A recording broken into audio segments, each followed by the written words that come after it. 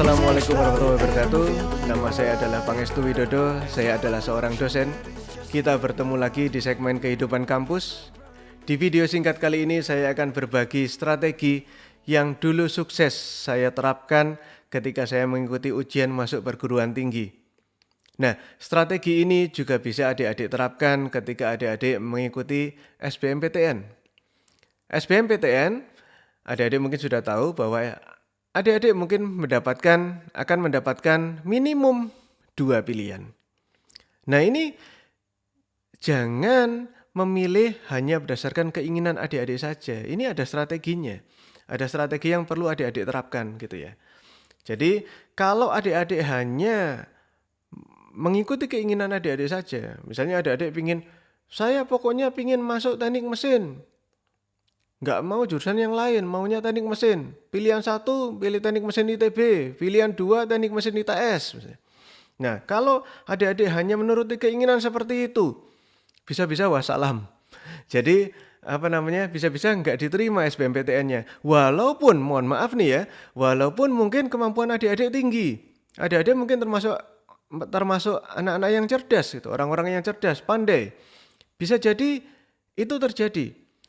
Jadi mungkin adik-adik pandai tapi karena salah menentukan pilihan, maka akhirnya adik-adik tidak diterima SBMPTN. Jangan sampai itu terjadi. Dan itu sudah terjadi, betul-betul terjadi. Gitu ya. Jadi jangan sampai ini terjadi pada adik-adik. Ada strategi yang bisa diterapkan. Strateginya sederhana. Apa itu? Bagaimana strateginya? Yang pertama, adik-adik punya 2 pilihan kan ya? Pilihan pertama, ini adalah pilihan ideal. Pilihan kedua, ini adalah pilihan aman. Nah, itu rangkumannya.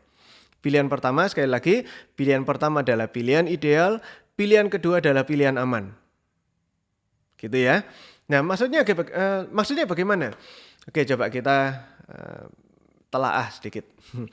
Jadi, yang dimaksud dengan pilihan ideal adalah betul-betul pilihan yang adik-adik inginkan, jurusan atau program studi di kampus yang adik-adik inginkan.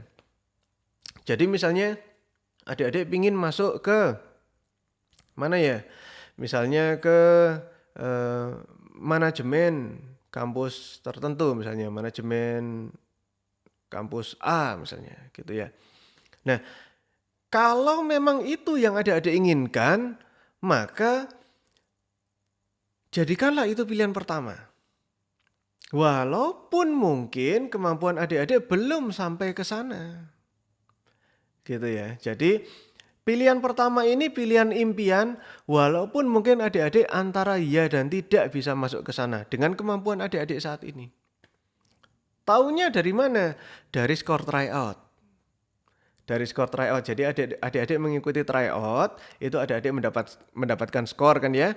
Dan kemudian dari situ adik-adik bisa memilih jurusan yang sesuai keinginan adik-adik, tapi passing grade-nya mungkin masih di atas skor tryout-mu saat ini. Jadi misalnya skor tryout-nya adik-adik 650. Adik-adik mungkin bisa memilih untuk pilihan pertama itu skor tryout pilihan jurusan yang passing grade-nya itu di atas 650 tadi. Jadi misalnya adik-adik pilih yang 700. Loh, kok selisihnya jauh sekali? Nah, ini kan harapannya nanti adik-adik sering perjalanan, adik-adik latihan, ini skor tryout-nya diharapkan naik. Sampai suatu saat nanti diharapkan bisa mencapai target itu. Nah, tapi meskipun mencapai target itu nanti kan masih antara ya dan tidak. Jadi belum tentu adik-adik bisa mencapai target itu betulan. Nah, gitu. Itu ini ya. Jadi adik-adik bisa memilih jurusan idealis seperti itu. Jadi jurusan yang skor tryout-mu itu sebenarnya kalau dilihat dari skor tryout-mu itu adik-adik belum tentu bisa masuk ke sana. Bukan pasti tidak mungkin ya, tapi belum tentu, masih antara ya dan tidak. Nah, ini jadikan pilihan pertama, pilihan idealis. Jadi pilihan yang sesuai impian atau keinginan adik-adik. Ini pilihan pertama. Gitu ya. Semoga bisa cukup ditangkap maksudnya ya. Nah, pilihan yang kedua, pilihan aman nih bagaimana? Sekali lagi, adik-adik bisa melihat dari skor tryout. Skor tryoutmu berapa? Tadi misalnya 650, sekali lagi 650, maka adik-adik bisa memilih jurusan kampus mana gitu ya. Adik-adik memilih jurusan yang passing grade-nya itu berada di tingkat yang katakanlah mudah bagi adik-adik untuk menjangkau ke sana. Gitu ya. Passing grade, mungkin ada adik-adik yang bingung passing grade apa sih? Adik-adik bisa lihat di video saya yang lain, gitu ya. Saya sudah menjelaskan passing grade itu apa. Gitu. Jadi setelah lihat ke situ mungkin bisa kembali nonton ini lagi gitu ya. Jadi setelah adik-adik tahu passing grade jurusan-jurusan itu, adik-adik bisa memilih mana jurusan yang adik-adik bisa taruh di pilihan pertama, mana jurusan yang adik-adik bisa taruh di pilihan kedua. Sekali lagi pilihan pertama ini pilihan idealis, pilihan yang sesuai impiannya adik-adik, yang belum tentu adik-adik bisa masuk ke sana. Gitu ya.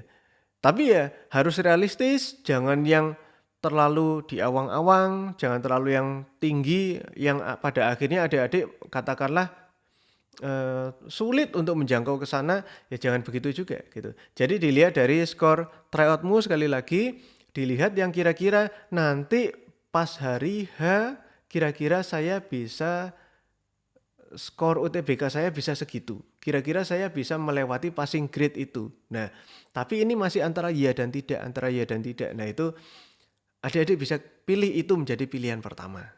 Gitu ya. Jadi itu pilihan idealis, sekali lagi pilihan pertama. Nah, pilihan kedua sekali lagi adalah pilihan aman. Saya ulangi, pilihan aman ini dilihat dari skor UTBK. Nanti sekali lagi tetap karena skor UTBK itu dari tryout tuh diharapkan nanti skornya tryout naik gitu ya. Kalau adik-adik latihan terus mungkin diharapkan skor tryoutnya naik sampai pada saat hari H, pada saat UTBK nanti, oh skor saya kemungkinan nanti sekian. Kalau skor saya sekian, harusnya saya bisa dipastikan saya akan mudah masuk ke jurusan itu. Nah, itu jadikan pilihan kedua.